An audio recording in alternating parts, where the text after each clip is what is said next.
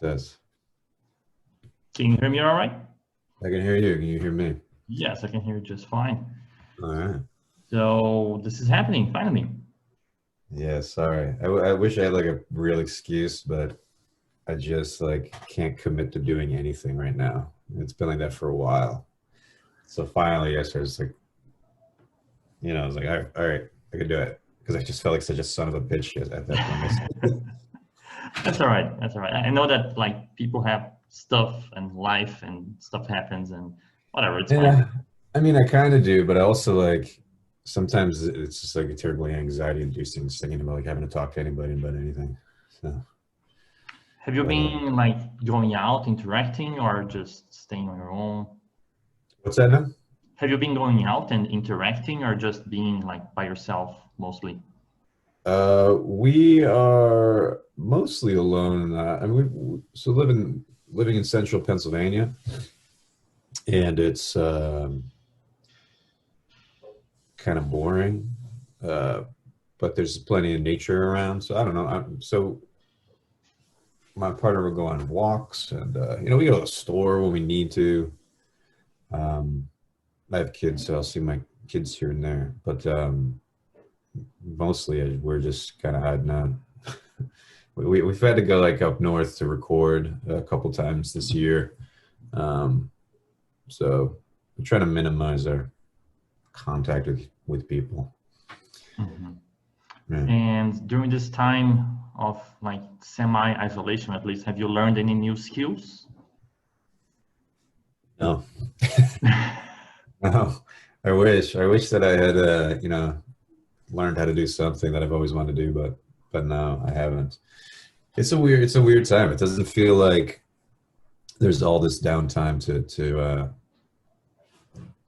discover something useful. It's sort of like dark reflection or something, or just trying to get through some of the days is just like because just having the year sort of erased, especially as like a musician or artist or whatever, had like the stuff I was supposed to do and shows was playing and all kinds of stuff. It's just gone. So there's a lot of just like fear that's coming along with uncertainty. It's not just like when are things going to start again, or it's sort of are things ever going to be the way they were? And as a performer, that's like very scary. In terms of like income and like how much you were supposed to make as an artist that lives from this, what has this year been like? Um, I mean, lost income. I mean, it's like everything I should have made this year. So it's kind of money saved is what we're living on. I just put out a book.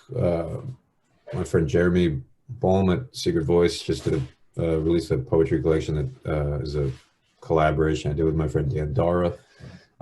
So that's something. And but it seems like a lot of people are just trying to like do the band camp days and trying to figure out how to make it work because without touring and all that, there's no way to bring any money in properly. I mean, certainly my royalties are the checks are tiny. Mhm. So there's a trying to figure out where to squeeze money from is not easy, and I'm not savvy in that area. I don't know. I'm not good with money. I'm not comfortable with money. I don't like discussing it or thinking about it or even like trying to keep track of it. So it's all around a terrible experience for me. I follow Jeff Barrow from Portishead on Mm. Twitter, and he complains daily about Spotify. And he's on a major tirade, and like he gives like very visible, easy to understand examples. Like, okay, this artist made in like December enough money to buy like a bread roll or something from Spotify. Yeah. Um, yeah. I mean, it's frustrating, but I mean, you're just Jeff Barrow. It's like, I don't know, man. What are you worried about? You're in Portishead. He does all kinds of production and shit. So I don't know. I'm okay with Spotify. I know a lot of people hate it, but as like as a independent artist or whatever, it's like we just need people to listen to us, pay attention to us, find us. The goal is for people to come see us when we play. And so I think right now there's a lot of anger at Spotify because there's no other income for a lot of us. But you know, in 2019, Spotify was great. So, you know, and again, it's like, you know, I grew up in the 80s and we were like making mixtapes for each other, and then into like the 90s and we were burning CDs for people. So I don't mind, as long as people find who we are and hear the music I'm making and that we do as a band and everything. It's like, that's the goal. You know, there's iTunes. I don't have iTunes. I don't use iTunes, but like, you buy the song and then you have it in the rotation. I think if things like Bandcamp and were a little more user friendly and were operated functionally similar to Spotify, then people would probably be a little more interested in like discovering music and paying for a song a reasonable price. But again, I use Spotify like every day. I'm happy to use it. I wish that we made more money from it, but I mean, then I'd be paying like that, you know, $500 a year for the subscription, and that's just kind of unrealistic the way it operates now. I mean, we're lucky people pay anything to anybody for music right now. I'm sure that you grew up in a time, as did I, where access to music, there was a paywall behind it. So if you want to hear the new, I don't know, Neil Young puts out a new like remaster or whatever, and you want to hear it, you got to go and buy the special edition or whatever. And now access to music is like everywhere all the time. And I don't know if that's so good or so bad, but like if you mention someone on Instagram, like you say, oh, this is like this Bambara record is awesome, I go and listen to it instantly. And that's never happened before in the history of mankind. Yeah, I mean, I don't know if it's good or bad. It's probably a mix of both, whether it's 50-50 or 60-40, I couldn't tell you. But if people are, like I said, you know, we haven't had to experience like a total shutdown of touring. So maybe it's just like putting a lot of things into perspective right now, the way an enormous company like Spotify can make a shitload of money and giving musicians little to nothing. And you know, for somebody like Daughters, we don't really have the power. We're like an AC/DC. I think they like held out for years, right? And then they got a big payoff, and which is just sort of ironic. They don't need that money. Like the ACs didn't need that shit, and but they can do it. We can't. And you know, Spotify, if we were withholding the Daughters catalog from Spotify, they couldn't give a shit. So like I said, you know, it's just, we want people to find us and hear us so that they come see us play. That's how we make all of our revenue, is touring. And I think right now people are really frustrated because we can't tour, can't make any money that way. And you know, it's scary. But again, streaming, streaming is like it's like having access to a friend's mixtape, like over and over, like constantly, right? I mean, you should listen to this, you should listen to this. I burned this CD for you or some shit, you know, like that's, people don't do it anymore. Like everyone gets a stream, and it's cut out the middleman, and that's, you know, that's just the way it is, you know. So there's good and bad, and we gotta just kind of roll with it. I don't think you know, certainly I can't do it. I mean, if we pulled our catalog from Spotify, like I said, they wouldn't care. What can you do? I think the way that the music industry treats artists, I wouldn't say it's necessarily unfair, but unbalanced. Because like you mentioned, AC/DC and like a Paul McCartney or like a guy like that has enough money to like, if he had 100 children, he would be able to pay for 100 children, any of those guys. Yeah. And I don't think it's like unfair, but I think that it's unbalanced because the little guys will never have like that level of comfort or anything near it. And I was thinking that COVID, the way that it's happening, could be a kind of like great equalizer, because for the movie industry, it's already kind of going to be like that. Because the movie theaters that show nothing but Avengers, Marvel movies, like they have 4 rooms, multiplex, and the 4 rooms are playing the Avengers when it comes out. Those are all going to shut down. It's all going to go to streaming. And I don't know if the music industry, how the venues are going to handle that, but I kind of wish that the big festivals would hurt a little from this, more than the small venues, but I don't know if that's going to happen in the end or not. Yeah, I don't know. I mean, we played a lot of festivals in 2019, like bigger festivals. They pay pretty well, Mm-hmm. and I enjoy them. Like, you know, I mean, we went to I think it was 2019. We were in Sao Paulo, Yeah, and attached that with we played a festival in Santiago, Chile. yeah, So you know, the fest brought us out there. You know, what we got paid is what finances to fly like 8 people to down there and just like do our shit and then mm-hmm. like fly to Brazil and then fly home. So um I don't mind the festival circuit or whatever. I think that there's plenty of options, and I've never gone to a show and felt like, oh, the attendance is hurting, because you gotta you put a lot of faith in your booking agent to to book a routing that works around that stuff. I mean, there are workarounds. It's like anything else. It's there's there's so much shit to contest with them, whether it's like festivals or like inclement weather, like a snowstorm, or trying to drive through like Colorado and it's fucking snowing. Like that's you just got to deal. You got to take shit as it comes and work with it. And um, I think if people care about music or the band in particular that's playing, they'll go see them, whether it's raining or whether it's Sunday at 4 o'clock in the afternoon. So yeah, I don't know. I really don't think. I think people are either gonna embrace staying home, like even once they're allowed to go out, and because I think people can adapt to just about anything, or we'll go right back to the way it was, like this shit never happened, and we'll see. There's no. I wouldn't attempt to prophesize or something, but it'll be one. It's going to be something. I honestly, I guess I think things will go back to normal, but I hope so. Anyway, I miss playing. So. I mean, I enjoy festivals as much as the next guy, and I enjoy small concerts too. Like one of the last concerts that I saw was Dollars, actually, because right after that I have to travel a long way any concert that I go to because I live far from São Paulo. Yeah. And then a while after that, I saw King Crimson and the Rock on Tours.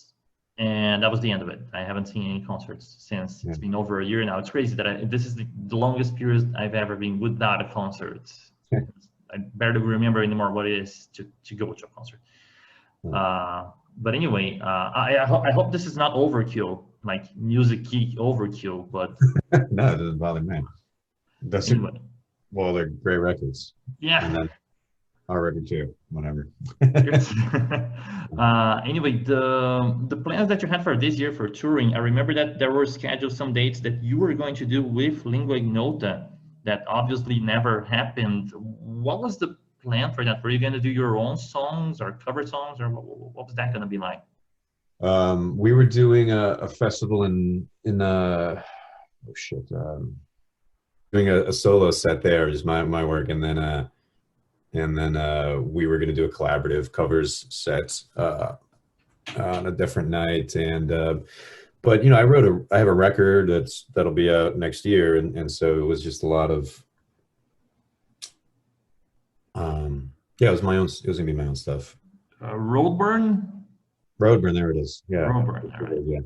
Yeah, Roadburn. And like the cover songs, did you have a list already, or? We were. It's funny because we were getting very close to it, and we still didn't have everything sorted out. We had a couple songs we had talked about doing, and but we didn't have like anything really like fleshed out. It was it was an idea. We just hadn't solidified anything, and ultimately we never needed to because shit started getting like. Well, it was a couple months out from Roadburn. What's that? Was Wicked Game one of those? It wasn't. No, that was I wasn't even really involved in that. I think, and then Kristinessa, I wanted to sing on a couple, if I wanted to do something on it, she sent it to me, and I recorded it into my telephone in in the basement. Wow. Just sang into the phone, and yeah, so very like kind of DIY stuff. And but no, that wasn't part of it. We had a few songs we wanted to do, and but we never got to put a set list together, or even really work on anything, because it was like it was a few months out, and then it was like it was Roadburn was saying they were gonna it was gonna happen, and I think everyone kind of knew that this is wishful thinking maybe, and they tried their best. I mean, everybody at Roadburn's really great. I mean, there were a lot of great people there running that festival when Daughters played.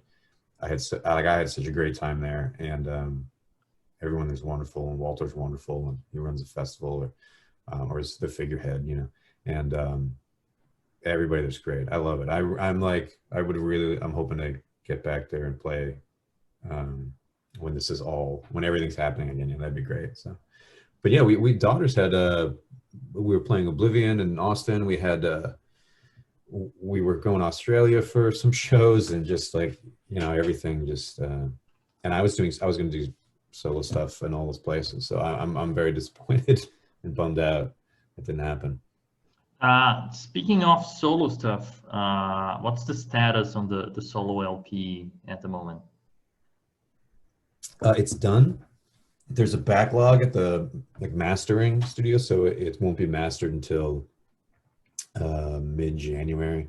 It was honestly, it was done in the fall, I think, and there were a couple songs I felt like needed some work, and that's like sort of the problem with sitting on a record for that long. We started recording in March, and then I went back in April to finish, and then sat on the record through the summer, and the more I listened to it, the more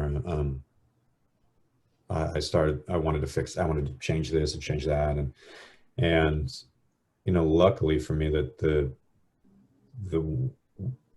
I was able to we're able to push the date without it being a big deal. So when I told Sergeant House I wanted to go back and re-record a couple of things that there's plenty of time. So we'll see about I think it's done now, and we'll get it mastered in, I think, January sometime, and then it'll be out 2021 summer-ish, I believe. Are you the only songwriter on that, or are there any like partnerships? So Seth Manchester did the production work, producer type stuff. I don't know how to use that term, and it's so weird to me. But he's done all the or he did "You Won't Get What You Want" and the self-titled Daughters record, and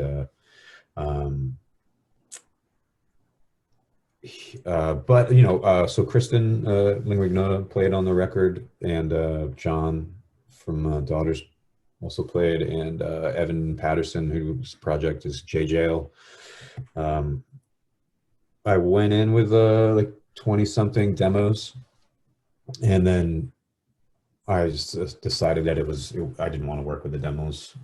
Like one demo, I think, made it on there. It was like, but the rest of it, I wanted to see what everybody could come up with, or just wanted to really have an environment where everybody was like, no idea was too stupid, and everybody could contribute something if they had an idea, to like just kind of go into the room and put something down. And some of it was, John would go in and play the drums for 10 minutes, and then Seth and I would sit down and we would figure out what worked, like what I liked, and then we'd sort things out from there. But and then sometimes Seth would say like, oh, this needs some piano here, and then Seth would just tell Kristen, do like this type of thing, and she would go in and just like put it together herself. And same with Evan. We should have some like sparse guitar atmospheric stuff, and Evan would just go in the room and like do something. So it was collaborative. And it was a lot of fun. There was no structure really. Daughters is like, it's very structured, and everything is very deliberate. And I wanted to do the opposite of that and just have everyone in the room. And if anyone felt like they just wanted to do something that was, I mean, at one point John he wanted to play this weird like wooden xylophone thing. We were playing it and jamming on that for a couple of minutes. It's like, this does not work. This is not good. And we were like, all right, well, let's move on and try something else. So it was great. I had a lot of fun, and I don't normally have fun in the studio. I think that it can be tedious and boring and stressful, and I didn't want to have that kind of experience with this record. So, and I hope everyone had a really good time. I mean, they seem to. So, and I'm happy with how it came out. You know, it's cool. We've got some extra songs. I'm not really sure what to do with them, and you know, I'm very pleased. Mhm. And so the song that came out, the one song, is that indicative of the rest, or is it like all far apart? That so we put up that song, and I felt it was the one that didn't fit on the record. It seemed it kind of served to me artistically as like a bridge track where I think like it was like a little bit of the record I was doing or just done with everybody, and then it was a little bit, it had like kind of a daughter's feel, and I thought that just kind of putting that out for now would um, probably be confusing to people, and I'm always happy to confuse the audience. So, but no, I mean, if everyone's expecting to hear that song 10 times, and that's not what's going to happen. So, sorry. All right. Well, I'm definitely curious to hear what it's like because I had no idea what to expect, and the song was definitely not what I thought it would be.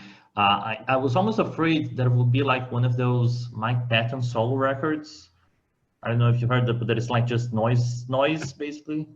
Right. No, it's I love those Patton solo records of him like recording himself in various hotel rooms over a year. Like, I like that. I think that's great. I mean, I think it's interesting. I don't want to like, put it on in a car and like go on a Sunday cruise drive around, you know, fucking.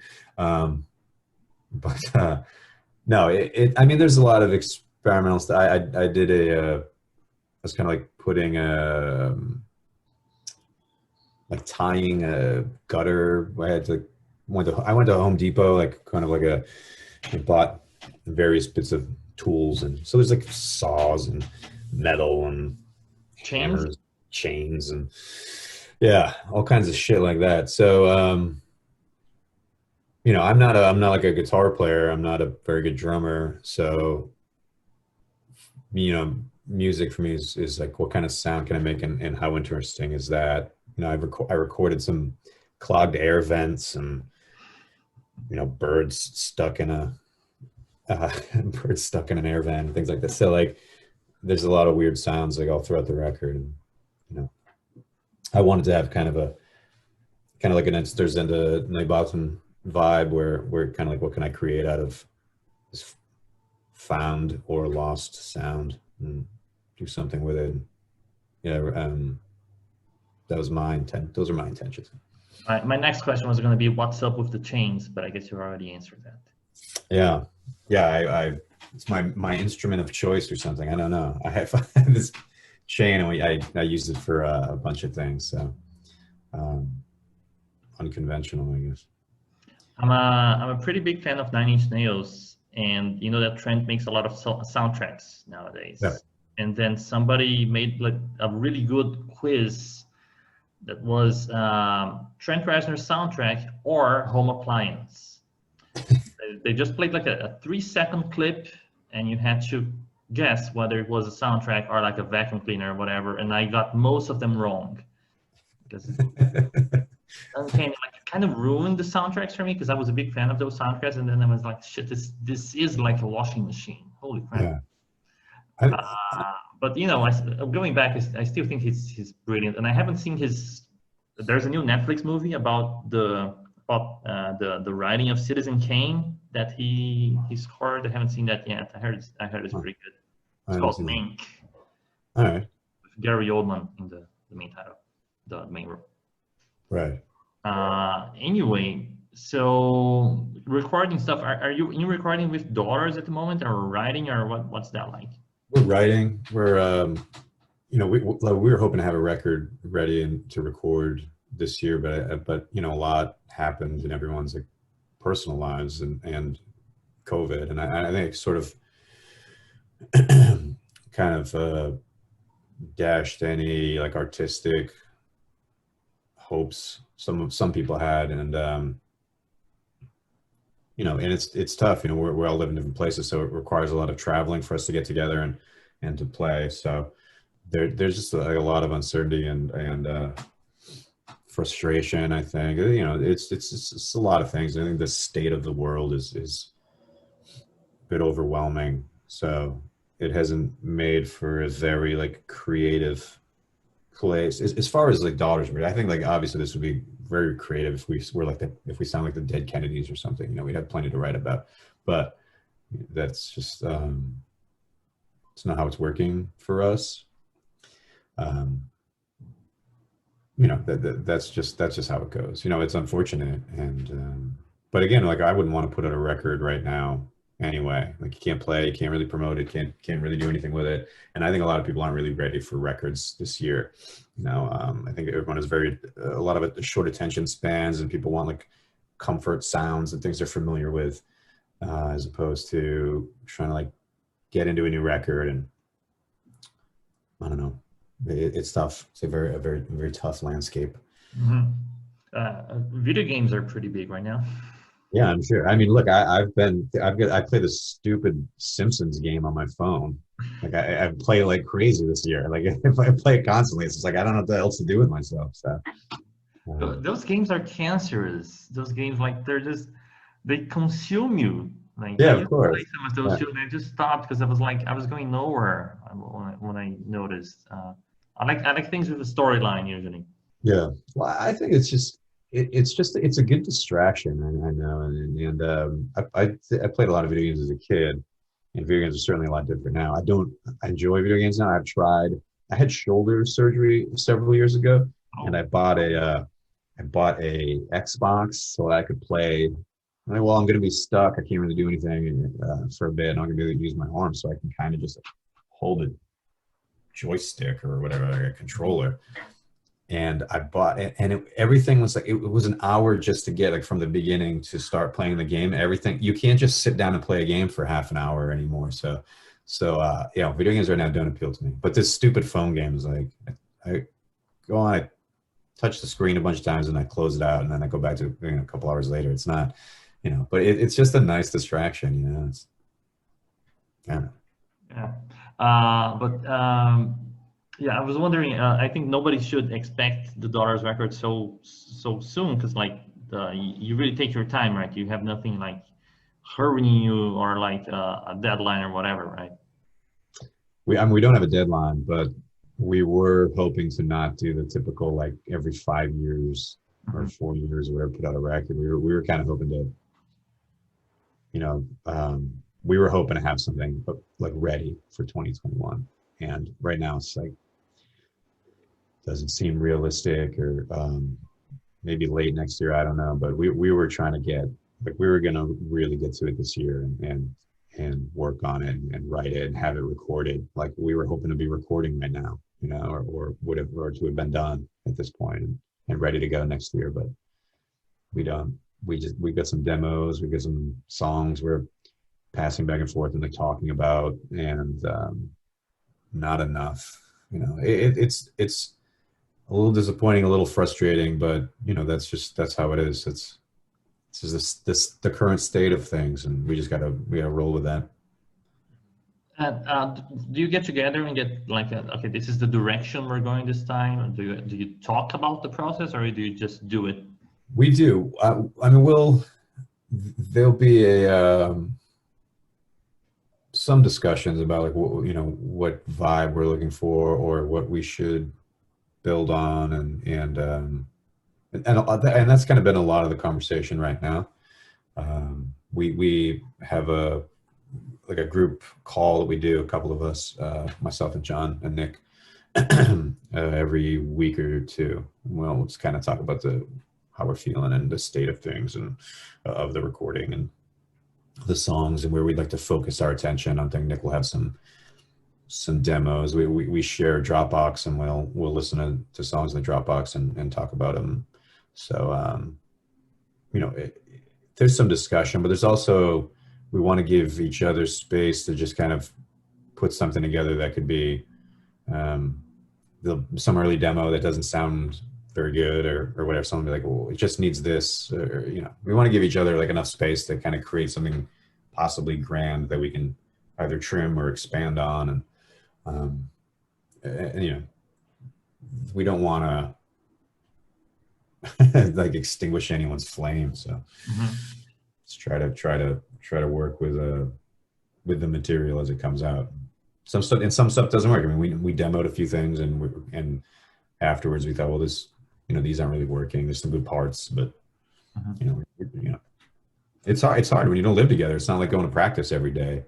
You hash something out for, you know, 5 or 6 nights, and then if it doesn't work at the end, you're like, well, you know, we'll see tomorrow. You know, it's much harder for us. But, I mean, I mean just for us, but for anyone kind of like operating on this in this remote platform where you're trying to work and you don't see everybody every day. It's easy to get distracted and kind of forget that we're supposed to be working or whatever, you know. I'm a teacher, and like teaching from a distance has been hugely impacted. But I almost feel like we're now used to it, and now the way that they're trying to return to have classes at the school is not gonna work so well, because like having masks and distancing, you know, it's almost a worse environment than the online environment, which is crazy. With all the distancing, school is not meant to be like that. It doesn't work the same way.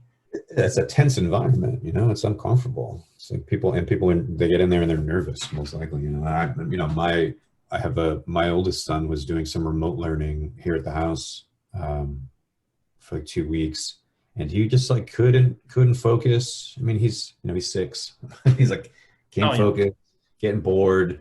It's like, you know, he's like rolling around in his seat, sitting on the floor. It's like, buddy, you gotta I mean, it's tough, and at that age, I think the kids really need each other to like, if all the kids are focused, or, you know, that they can all kind of do it together, and you kind of create this like a collective consciousness or something.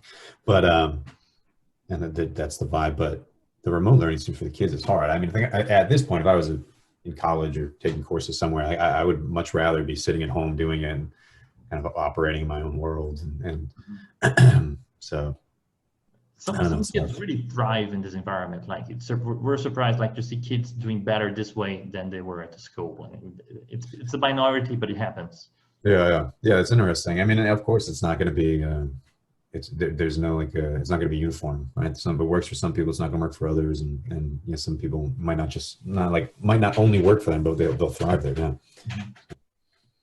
Whenever you create art, be it like poetry or songs or whatever, do you consider whether or not it's treading new ground, or is that something that comes through your mind, like, oh, this has been done, I'm going to scrap it? Or not exactly. I think like when I think of my first collection, my first book, I was like writing poetry because I thought that's how poetry should be. You know, it should be structured in this way. And in hindsight, I mean, I look back at the book and I hate it. So, you know, the stuff I'm getting, the things I've had published this past like couple of years, I'm like really happy with it and proud of it, because you know, I had to figure out like, how do I write, and who am I as a writer, and that type of thing, which really just happened. And it was easy to get there just because I had to just kind of let go of like preconceived notions of what poetry is or writing. But you know, I don't think it's helpful to say like, how different am I?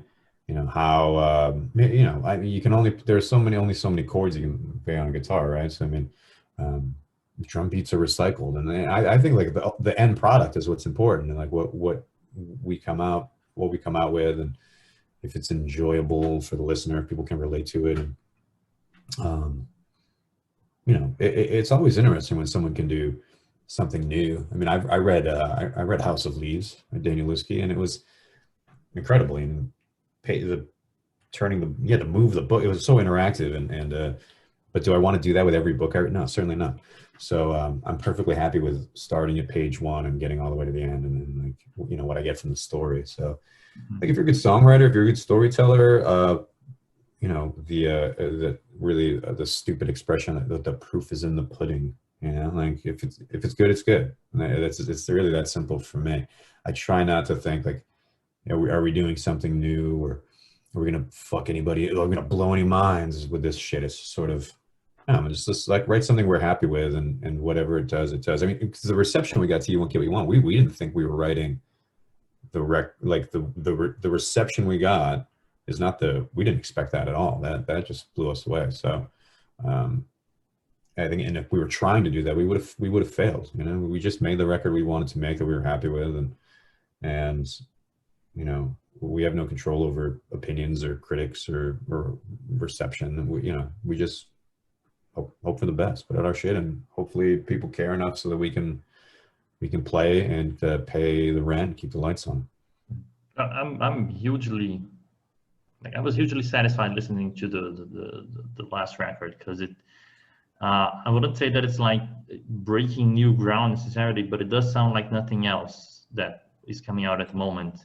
And like rock music is my favorite, and like there's no denying that. I like other stuff, but rock music is the one that I gravitate towards. But like, it's hard for me to quite explain why something like this is so good, and why something like Greta Van Fleet, for example, is so obnoxious.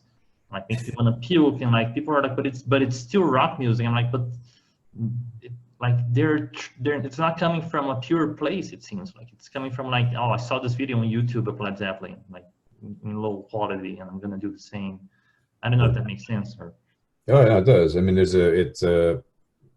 it lacks authenticity or sincerity. It's sort of like recycling kind of 70s classic rock tropes and trying to or not even trying to modernize it, but just sort of like take this and put it, take it from way back here and bring it here and pretend that it's still, 1972 or something. And I don't know. I mean, people seem to like them. They seem to be a successful band, so good for them. I wouldn't tell anyone how to do anything or what people should enjoy. But I wouldn't hear, if I wouldn't hear that like a record like. So I'm trying not to be an asshole here. I wouldn't hear that record and say, you can say something stupid, I'll cut it out. Don't worry. I mean, I don't look at it. I don't hear a record like that and think like that it's a piece of art or something, or that it's going to inspire me on a grand scale of like self-discovery development. But it's rock, it's pop, it's just, you can put it on and it comes on the radio and it's good enough and it fills the silence. But I'm not interested in that. That's very boring to me. Even a band like Nirvana, for example, they weren't doing nothing new at the time. Like, nothing that they did was actually new. But you listen to it, I don't know if you have the same reaction, but I listened to it today, and like it still like grabs you by the gut. I don't know. It's great. Yeah, and that's it says a lot about, like, it doesn't have to be artsy, artistic to be to really resonate with a listener. That it can just be honest. And maybe that's what something like you look at Greta Van Fleet and think it lacks honesty. And like I said, it's good. It fills the silence, but it doesn't.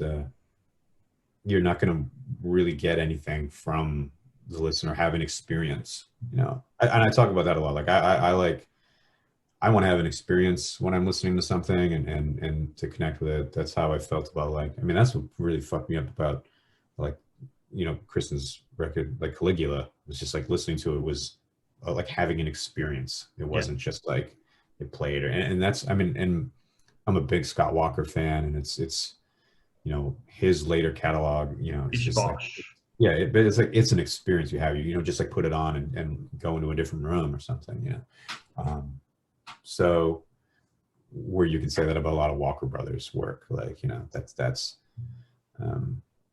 and sometimes you just want to put some shit on and just like have it on and not really care. And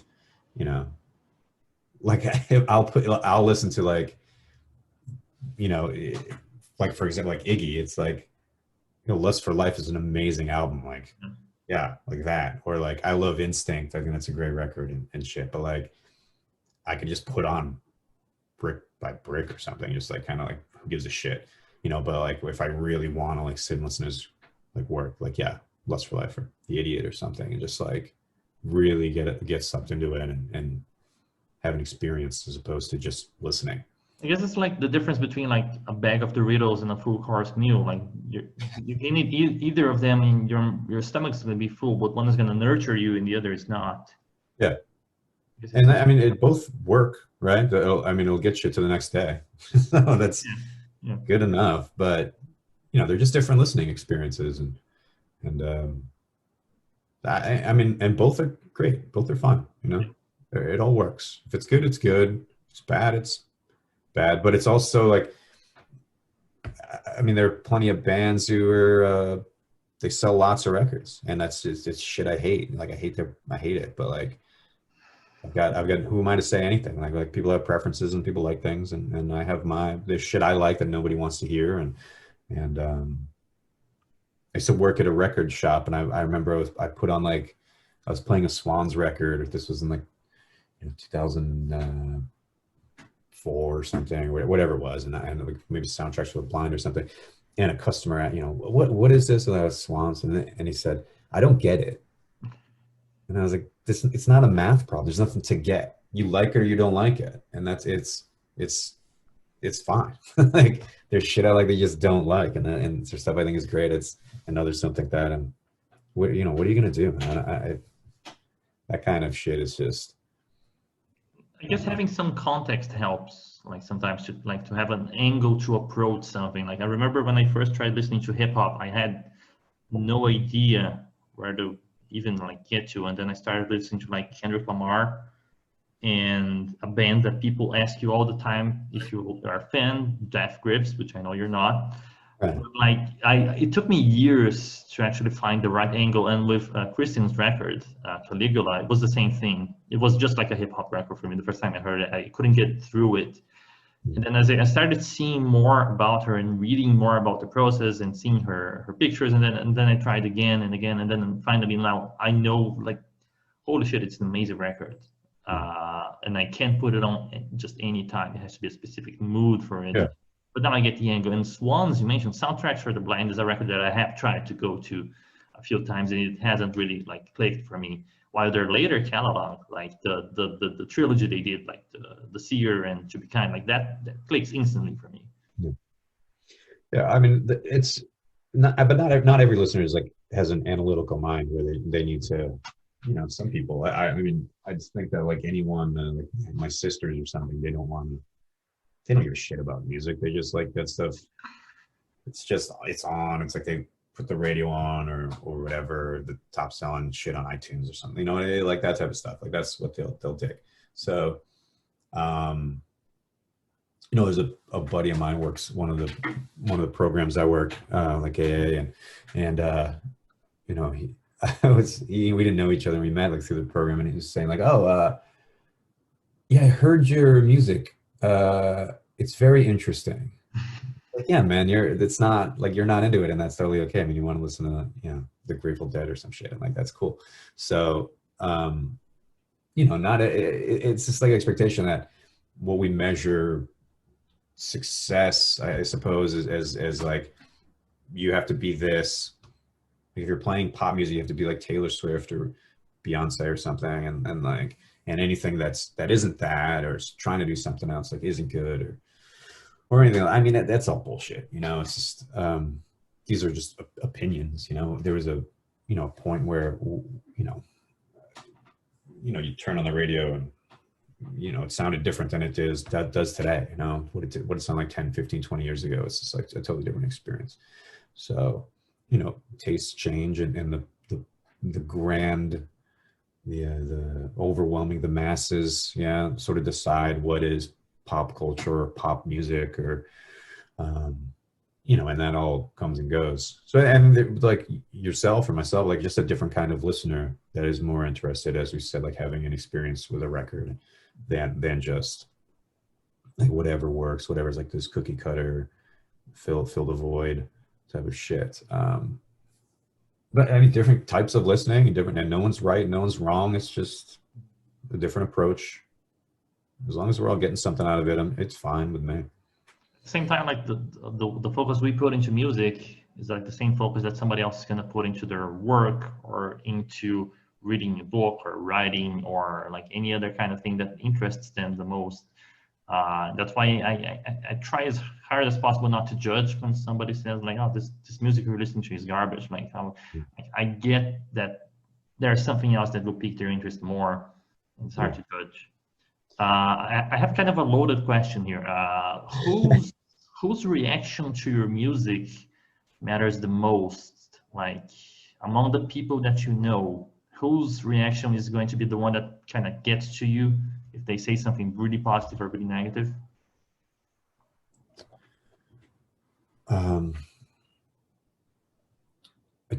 I don't know. I wouldn't know how to.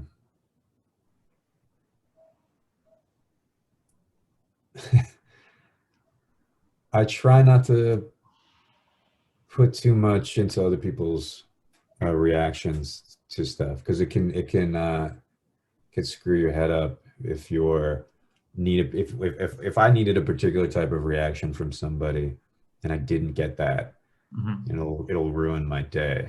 So I've got like that kind of that mindset where I need something, I don't get it, and it's gonna like fuck me up. So I try to not approach sharing my work with people in that way, because it's kind of funny that you said this. You know, I sent a song that I had done over to Nick and John to listen to that I did. We were talking about working on something in this type of way, and I said, well, I just did something similar myself, and I sent it over, and neither of them commented on the track. Ooh. And I got like really pissed, and I felt like shit, and I had to just like let that go and move on from it. Because like if I'm worried, if I need a particular type of reaction from somebody and I don't get it, it's gonna stick with me. It's gonna ruin my day or my week. So I want to be happy with whatever we're doing, whether it's as a band or myself, to just hope that I'm okay and hope I'm happy, and because I got no control over what anybody else wants or is doing. So it's a slippery slope. You can start to like ask questions about things that don't need to have questions asked. I'm happy with it. This person didn't like it. Well, what do I need to change to make them like it? I mean, I can change something and then I won't like it anymore. So what am I doing? Why am I doing this if the outcome is something I'm not pleased with, but others enjoy? Well, I don't want to do this. I don't want to sing this song. I don't want to play this song. I don't want my name attached to this thing I don't feel good about. Well, your reaction is number one always. Yeah, of course. Of course. I think if you're doing it for anyone else, then you're probably in Greta Van Fleet. That's terrible. They're making music for their dads and their uncles, probably. But maybe they love it. I don't know. I mean, I really like Led Zeppelin, so I don't know if I was in if I played guitar and could play like rock guitar, I'd just be in like the Helicopters or something. I'd be in a band like that where like just like fucking wanking and having a good time, and just like I love that shit. So I'm not going to knock anybody really. I think we've commented on them a couple of times. I think it's funny, but I honestly, I wouldn't even know. I don't know them. I don't know what they sound like. I know that they have like a Led Zeppelin vibe. I'm just being mean. Yeah, of course. I mean, we're fucking around, and that's totally. They're competent musicians. Like, I have heard their stuff because I'm not gonna say anything about them unless I listen to them. And then I went through the trouble of listening to, as I do with anything that I want to talk about, and then I listen to it, and I'm like, this is perfectly competent.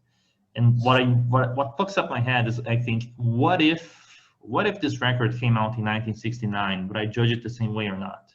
Yeah. That's what fucks me up. And like, I own a Black Crowes record that I absolutely love called I love the Black Crowes. Yeah. And like, I love them. I think they're great. Is it the internet that's making me judge? Like, that fucks me up. I think that we're just like listening differently than we would have, or you know what? I don't think we are. I think like there's so much access there, and there's so much people just trying to put shit out, and it's such an industry, and there's money to be made in this promotion that it kind of forces a listener to turn into a consumer and like find what and treat art as a product, and like what's the best product for me, what speaks to me, and No, I find it funny when people are like, they dress a particular way and they're like, yeah, I only listen to like this punk band. And you're like, yeah, I can tell because that's how you fucking look. Like you dress like that's all you're into. And I just think that's really lazy and this sort of identity of like this culture identity wrapped up in like music. I mean, I listen to a lot of different kinds of music, and if I'm like, I'm gonna dress the same whether I'm going to see like Oxbow play or to see like I don't know, King Crimson or fucking whatever, like it's all like it just I don't need to like base. I'm just not looking for an identity here, and I don't wish that suddenly hear a band like Metallica puts out a record that I hate, and now I'm gonna have to have this like, fucking identity crisis, and then be angry at like Lars Ulrich because it didn't make it. Like it's so stupid, It's like I just want to like music, and if I like it, I do, and if I don't, I don't, and that's okay. And then I'm not. No one owes me anything. Nobody owes me anything at all. Especially with like taking all the way back to Spotify. Like I'm not paying for a lot of music I'm listening to. Mm-hmm. So make whatever the fuck you want to make. I remember like years ago when that band The Darkness came out. Oh yeah. And everyone was like, dude, these guys are like sound like Queen. This guy's amazing. And then I was just like, yeah. Queen's kind of like a fucking like extraordinary band. Like let's not. And like they did a record. Yeah, but they like did a record, they did the follow-up, no one really cared, and now they're like doing whatever they're doing. Like, and that's not the problem with The Darkness. It's a problem with like the consumerism of music and art as in music and art as something to be like chewed up and digested and shat out at the afterwards, and then to move on to the next meal. The Strokes were going to save rock and roll. It's like rock and roll doesn't need saving, and it's not. The Strokes are into like they're in like pop songs, and like good for them. Like it's people can get angry at some band because like people would call the First Daughters like grind. We were a grindcore band or some shit. We're like, we're not a fucking grindcore. And the people are like mad at us because we aren't a grindcore band. People are calling us like, this is not on us. Like we just made a record, and you all want to call it this, you want to call it that. Like you want to say it's not this. It's like don't. It's not. We're just some guys that making a record, trying to go play some shows. So and so like the discussion is had by others. Like people will say, "What's Daughters now? Is Daughters a noise rock band?" It's Daughters is like we made a record. We want to play the record. You like noise rock. You're a big fan of the Cows or something. Like but you don't like us. Like who gives a shit? Like, like who cares? For what it's worth, the crowd at the Daughters gig that I went to was one of the most diverse and nicest that I've seen. And I can say the same thing for like New Roses. When I saw New Roses, they were like just a really respectful, awesome. And like even System of a Down, they were amazing. But at the same time, when I went to like Slipknot or Metallica, they were the biggest assholes. The people around me. I don't know if it was just my experience or not, but I don't know. There's something that like when the band has that little extra like intellectual, not to say intellectual, I know it's a shitty word, but like when it goes that extra step, it kind of seems to attract a different kind of listener. Like Nine Inch Nails, the same thing. Like people are just nicer overall. Radiohead, whenever. I think so. I don't think that's a dirty word to say like intellectual to like the intellectual music. There's more thought put into what we're doing than say to just like write like verse, bridge, chorus, verse, chorus, and then end it there. Like, if it takes effort, I think there's more people, anyone willing to give the effort to listening that's like a diverse crowd of people who we're gonna give it that kind of time. And that's like, that pleases me greatly that we can appeal to a lot of different people. And I think that makes me happy. And like, I would hate to just have a bunch of the same people. And like the early aughts, it was sort of like that, when we'd go on tour with the Blood Brothers and it was like everybody in the crowd looked like each other, and we in the bands looked like each other. It was just sort of, I mean, I love the Blood Brothers stuff, but it's like I think the more we've grown, that the audience has grown, and as individuals, and not necessarily like in size. I don't mean in size. I just mean like as people. And again, access to music is like you don't have to just go to like the one record store and you shop in the same section, like the same bin to get all your stuff. So it's like now that music is so accessible that anybody can hear anything and all so much different music, different forms of music and what we consider music. Like I just banged a bunch of like metal sheets with a hammer and like and I made a record of it. Like, and the fact that people are going to sit down and listen to that is hopefully, but the fact that anyone's willing to sit down and listen to it is like amazing. Wait, like you're just making me more anxious about it now. Like, all right, my apologies. I'm really curious about it, and the more that I hear about it, because anyway, you know, I made friends with Jacqueline at the gig. She's an artist that she tags daughters all the time. Jacqueline is a really nice girl, and like she's one of the most colorful characters that I've ever met. And when I mentioned to her that I was going to interview you, she made a point that I had to ask you about Tough Guys Don't Dance. She said, asking about tough, I don't know what she's even referring to, but what is Tough Guys Don't Dance? I gotta, it's a Norman Mailer book that I had a lot of trouble getting into and a lot of trouble reading it. It took me several years to read it, and I'd started it several times. And the line, you know, tough guys don't dance, it appears in the book, and you know, aside from being the title, but there was a story that I think the protagonist, his father, met like this boxing. It's I mean, it's a work of fiction, but he meets this Rocky Marciano type of boxer, and he asks him about a tough guy, like, hey, why don't you dance? I'm gonna dance with your wife. Why don't you have a dance? He says, tough guys don't dance. And to me, it was such a stupid statement. Like tough guys don't dance was so ridiculous to me. And it was just like kind of classic American, like I'm too much of a man for this. And I thought it was really dumb. So,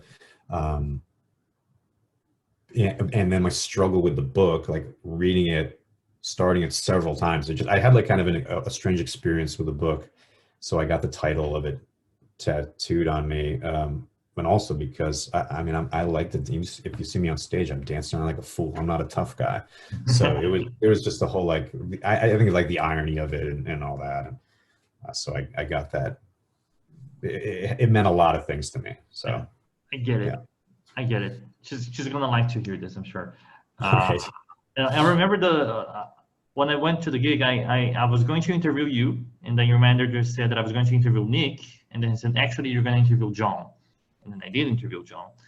And while I was waiting for John to come out, I saw you, and like you were wearing like a hoodie, I think, and your hair was still like short here and long in the back. Okay.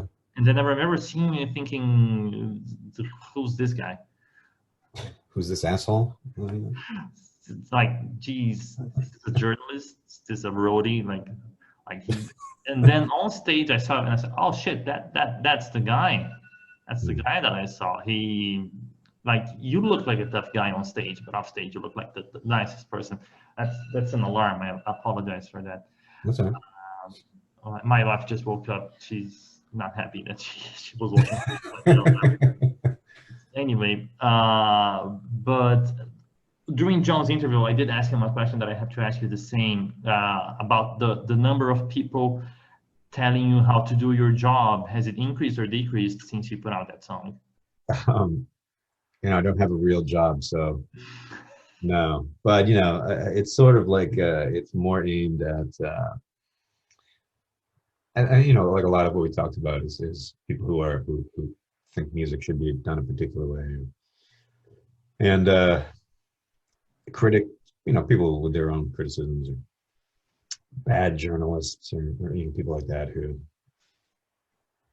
don't put in the work, don't know what it's like, and think that it should be done a particular way. I think it's that's what it's. So I guess it's the same. Depends on how many interviews I'm doing or how many shows we're playing. But lately, I haven't heard it in quite a while. All right.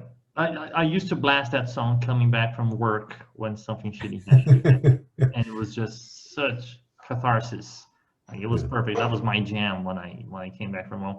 You know, that and the first Mastodon record and Sepultura's Arise. I don't Oh know yeah. if you, Mm. that is just like washing machine for the brain. It's just Yeah, amazing. yeah. So are you? I don't know if I have the liberty to ask you this, but are you living by yourself or with a partner or family, children? I have a partner, my girlfriend and I live together. Yeah. Um, um, we've been out here since I've been living in Pennsylvania for a few years now, and I have kids with my ex, and you know, typical American life, I think. Yeah. On Kurt Cobain's journal, he says he makes a list of his influences, and he makes a really long list. And just in the middle of everything, he writes like in capital letters, divorces, bunch of bands, and then divorces. Because like I think his parents were divorced, and Chris's parents were divorced too.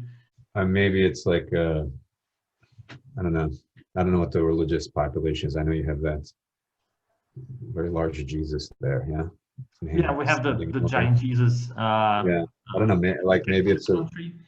Is it yeah. majorly Catholic up there or not Catholic exactly? I couldn't tell you the percentage anymore. I mean, we got everybody's. You know what? I don't think that shit even matters in this point. I mean, people are just trying to figure life out. Yeah. I mean, everyone's doing their best, and I don't think anyone succeeds in figuring life out. We just live and then we die. There it is. Are you willing, like, if you're not, that's totally fine, but are you willing to comment anything on sobriety, or is that a topic that you're not really comfortable with? I'm okay with it. I can talk about sobriety. So, like, how long have you been on this journey, I guess, and how is it going? Arguably, depending on which program, I've been doing this my whole life. Mm-hmm. It's only been the past year I've really been making a lot of the connections where like my therapy and my stay in rehab and everything's trauma related, and I've had a significant amount of trauma growing up as a kid, and um, conditioned to normalize really abnormal and unhealthy situations, um, and I think there's a lot of people, but I've never met an addict who didn't have like Mm-hmm. some significant trauma that they're constantly recreating throughout their life. So it's been and I'll deal with it the rest. I'll always deal with it. I'm gonna spend the rest of my life being a sober addict, like always in recovery. It's like I'll live, and that's I gotta like accept that, and just make sure I'm involved and of service to others that need help, and because I need help, and if I don't do the work, then why should I expect anybody else to, or anyone to help me? So, but it's tough. My father was my father was whatever he was, and we do the best we can. I learned that I have a lot of resentment and anger toward my father and the way I was brought up, and my mother, and well, not quite as much to my mother, but it's centralized around my father. But we all do the best we can with what we got, and my dad did the best he could with what he was given, and he wasn't given much. So it's just a matter of, as addicts, we need to decide like when it all stops, and we don't pass these traits down to the next the next generation, or what have you. I think it sucks to see the judgment that people have. Like some time ago, a few days ago, Maradona died. Do you know Maradona, the Argentinian soccer player? I don't. He was like the Pele of Argentina. Okay. Anyway, he had major issues with addiction, and then Brazil has a sort of rivalry with Argentina. And Brazil was the only country that was mocking him upon his death, which really sucks. Yeah. And like it's It's like if there's a person who is diabetic, and the person has diabetes, you're not going to make fun of them because they can't take sugar. And if they take sugar and they die, you're not going to make fun of them. Like they ate something that accidentally has sugar, or they caved it. They caved, for example. Like you're not going to make fun of that person. And like for the person who has addiction, it's not the same, but it's the same. You're not going to judge a person who is in a wheelchair for dying in a way that involves the use of the wheelchair. Like it's sick mindset that people have. Yeah. Yeah, I agree. And I mean, but honestly, I mean, there are people who want to make plenty of, especially the internet, everyone gets to be so anonymous. So you can be insulted for being in a wheelchair now. That's probably not uncommon. So you ever been on 4chan? No. Don't ever. You will see. Yeah, I don't. Every opinion you can imagine, you're gonna see. Like every time Trump says the most idiotic thing, like injecting Lysol, you will see somebody defending him, like with like paragraphs of like, oh, fucking leftists and whatever. Like, yeah. People exist like that. If you think an opinion might exist, somebody has that opinion, and that person is on 4chan. Great. It's not, yeah. I will continue to avoid that for the rest of my life. Definitely. I have looked out of like morbid curiosity, like the same way you would listen to whatever record you think you're gonna, like the new Kanye that you were listening to, and there was a video of you listening to the new Kanye. Like that's my reaction to 4chan. And holy shit, that song is bad, right? Yeah. I don't know what's going on there. I don't know. But to end things on a lighter note, can you recommend me some sick records? Oh man, I don't know if I've heard anything this year that the new Kristen is finishing her record. This new Lingua Nona record is going to be like the crazy. It's like a masterpiece. It's really extraordinary. More shit you get anxious about. Thanks. It's really incredible. I dig there's a new clipping record that I like, or like noise hip hop kind of mix. I dig what they're doing. I know what it is. I haven't heard the new one. I listened to the last one, but the new one I've heard good things, but I haven't listened to it yet. I do have Spotify open now, and I am saving records. There you go. Yeah, the new clipping record's real good. I'm not, as I said earlier, I think people this year are looking for a lot of comforts, and I'm not any different. I'm still like want to listen to old Ice-T records and the Scott Walker cat. My Spotify year-end list came back, and it told me all I listened to is like Dave Van Ronk and Scott Walker and that rapper Stitches. I don't know Stitches. He's well, I don't recommend you go and seek him out. He's his face all tattooed. He's insane. And I started listening to him kind of ironically because I thought he was funny. But then I started like kind of getting into it, and I made a playlist of like a dozen Stitches songs that I actually really like. And this album art. Yeah, it's like it's normally everything I hate about independent music, like this sort of like emoji covers and shit, like a lot of bad stuff. But like, it's just too crazy. All this shit's about like selling cocaine. It's like it's just like totally ridiculous. And but I love it. I this year's been a lot of like listening to that. Like Korn did a song with Yellow Wolf. They did a cover of like The Devil Went Down to Georgia, and I was obsessively listening to it. It was just too ridiculous. And they've done a cover of like Nightmare Before Christmas that I'd forced Kristen to listen to over and over again for like so long. That and like bad TV, I watch The Bachelor, like we watch The Bachelor and The Bachelor all the time, and like all these, and it's just because it's like it's not asking anything of us. It's not and it's just kind of fun, and so but that's it. Like but in a serious note, like I do like the new clipping record. My buddies in Bombard got that record that came out. I think that was this year. I don't have a concept of time now. I think that came out that last Bombard record. I saw you in concert last week. That's what my mind is, right? Like I saw you just last week. That's where right. It's still like, yeah, it doesn't time is no longer exists. But yeah, like I said, a lot of just old comfort music and just Scott Walker and Suicide on loop. Cover music from you right now is Neil Young's "Everybody Knows This Is Nowhere."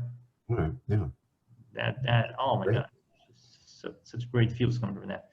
I had a day where I was listening to Harvest Moon a lot because that was a record my mother really loved. That Harvest Moon is just like not my favorite Neil Young record, but I was listening to it one day, just getting nostalgic, just being nostalgic, and there's some good song. There's some really good songs in there. So I haven't listened to that in a while because I got the Rolling Stone Top 500 list, which I know is not like any measurement of anything, but if anything, it's a list of albums that I haven't heard.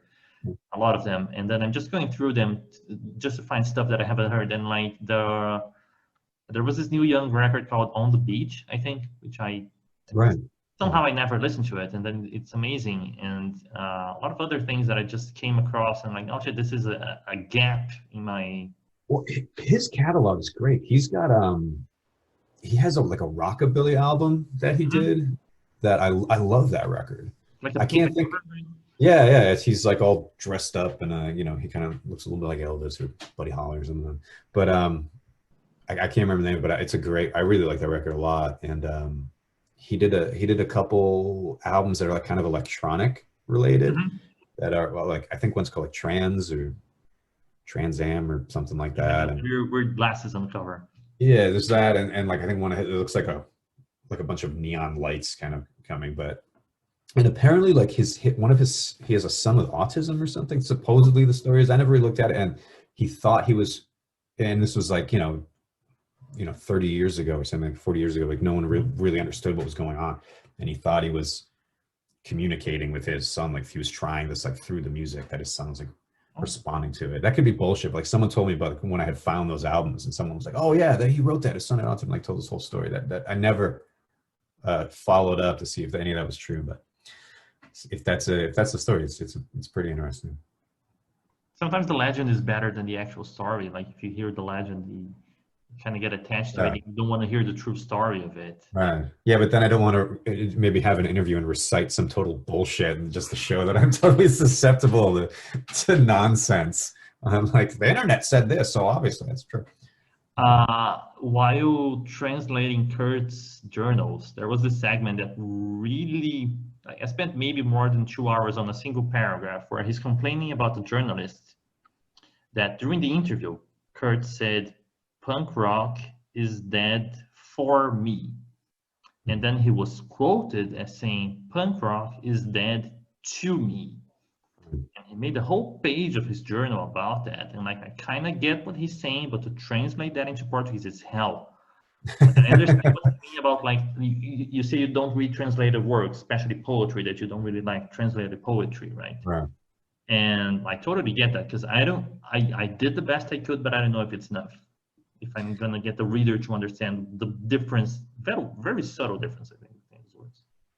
I mean, that's subtle, but that's like a big thing, and that's language. And when you're trying to convey a feeling that's, I think, specific to your identity, then that's obviously like a kind of dangerous area to work in. I don't really read translated poetry because I think it's the language is sort of like there's a grace to it or something. There's like something to be said, but I really loosened up. I just did an episode for the podcast, Books of Some Substance, and I read Jean Cocteau's Holy Terrors, which obviously is translated work, and I tend not to do that, but I think I'm kind of like letting go of that to a bit, to an extent, and I think maybe as like a writer, I want, like, I wrote this down. This is what I wrote. It stays like this, but the thing is, if it's translated, I don't know. I mean, if someone wanted to translate my work into French, then yeah, sure, of course. Like if we got to do our best to connect in any way we can. Kind of really letting go a little bit on this idea that I won't read anything translated. So I've been dabbling this year. Can you repeat that? I couldn't hear you. I've been dabbling this year, Oh. dabbling in Cool. translated work. So. When I was a teen, I read Dante's Inferno and obviously translated because I don't speak. I have it sitting right over here, actually. Oh shit, that's cool. The original? No, it's just a one shitty copy. Oh, but it's badass, you know. It's Yeah, it's great. huge influence on me. And I was a major Catholic growing up. Yeah.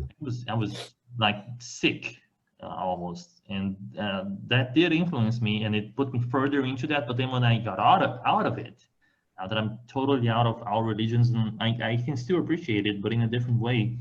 And I did read Richard Dawkins, like The God Delusion, Yeah. and I had an identity crisis because I work in a Catholic school. All right. And at the end of it, I realized it's better for my students to have an atheist teacher than to have another Christian teacher. Right. It's like I add some diversity. Because if I were like another white Christian heterosexual male teaching them like all the other ones, like what the hell would I be doing there? And like at least they have one atheist teacher, and I think that adds a little something. Yeah. Well, I think that's like really important to, and I guess we could tie it to music. I think like intelligence is like is asking questions that you don't know the answers to, and are comfortable to not get an answer. And I think like religion is sort of like, sure, ask all the questions you want, but we have the answers. Yeah. And it's just like, that just seems very, that's sort of the opposite of what I think like intelligence is. It's about discovery and you know, to say that if you listen to the radio, like, so Chris and I were listening to all this like country radio, because we were like, what does the country radio sound like right now? What is it? What, we had no idea. Like modern country radio? Yeah, but it's so formulaic. It starts, you know, you get the verse and everyone's singing about the same thing, and the structure is song after song after song after song is exactly the same. And it just seemed like, not to say it's unintelligent, but it was just like you already knew the answer to the question. Like you didn't have to, and so to look at like a, you know, the Last Daughters record, it's sort of like there's no formula on it. You don't know where it's going. And I think like for us, it was sort of like, well, what happens if we do this, and what happens if we add this in, or you know, and I try to do that with my record. It was like, what's it going to sound like if I had a bag of coins? Like, what if we just spin all these coins on the sheet of metal and record this? Like, what's going to happen, and see what we can do with it. So I think like religion is the same as like, you don't need to ask questions. If you're going to ask the questions, here are the answers. And that just seems like, just, I don't want to go to, I want to have a discussion. I would like to have a discussion. I think like a lot of like, especially in American universities or that, they're churning out employees essentially. We're like, come here, memorize the facts and all that, and then like go out into the world. But, you know, I think like, you know, true intelligence is just like the ability to ask a question and, you know, get it possibly answered, but to kind of weigh that and to discuss it, and not, and to be able to like change your mind. Like I think a lot of people just like have decided that this is how I think right now. I'm always going to think this way, but I didn't think that way 10 years ago and 10 years before that. Like, you know, so man, I'm open to like, I'll admit I'm wrong. Man, I work multiple programs based on like, I am wrong my whole life, doing things wrong. And at this point I'm like, yeah, man, I'm okay. That's all right. Like that's life. And I'm just trying to get through it. So I'm super grateful for like in university. I'm not going to say that I had the best facts, but I'm super grateful for the right wing and the left wing and the centrist and the apolitical professors that I had, because all of them, they made me realize who I am. And if I had exclusively left wing or right wing or whatever, that wouldn't have happened. So I'm super grateful for all this, like even the really stupid professors that I was listening to them, like rolling my eyes constantly. Like, even those I'm grateful for. Yeah. Well, and it doesn't matter like who it is. Like every once in a while, it's like someone has some information you need. You know, you disagree all you want with someone. It's like they can't be. No one's completely wrong on everything. Like there's something somewhere that we need. And like take what you want and leave the rest. You know, like this works for me, and you know, the rest of this is bullshit. Even a racist clock is right twice a day. Maybe, yeah. Because I've never heard that, and I hope I don't hear it again. Part of me didn't want to agree with that at all. You know, like the I saw that quote from a comic. They were talking about the Thor movie back when the first Thor movie was coming out, and it's all Norse mythology, and basically there were no black people to the people who started Norse mythology. Right, right, yeah. Didn't exist. It's like African mythology or whatever mythology. There was no traveling from continent to continent. And in Norse mythology, there were no black people. And then some, of course, racist assholes were angry that one of the gods in Thor was black. Yeah. And like, well, like it's cool that they're doing it. It's cool that there is a black god in Thor, but at the same time, it's not Norse mythology. But at the same time, like, it's a fucking Marvel movie. Who cares? Yeah, it's not. I mean, it's fiction to begin with, right? It's mythology. Yeah. It's not like the idea that people are so married to this like this needs to be this made up fantasy needs to be this particular. It's like, I mean, we've already like taken the walls down. We're just going to do whatever we want, and if you know, if you like it, you like it. You don't, you don't. So, yeah, I don't understand that line of thinking when people get like pissed off at some movie or some like they don't like the way a story was told because it's actually like this, and it's like it's all bullshit. Yeah. None of this is real. And if you never saw this movie, this wouldn't even be an issue for you. You wouldn't even be discussing it. So like, just fucking move on, man. Like, have you seen The Godfather Part 3? Yeah. Do you have any feelings about it? I don't like it, and that's all right, you know.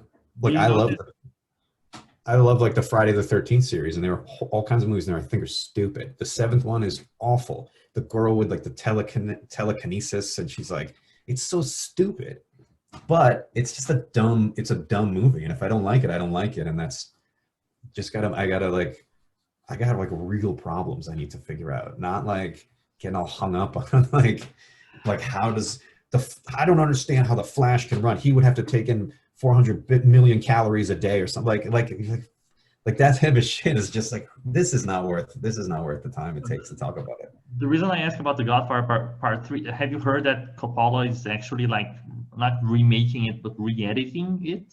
No. He's gonna re-release it this year.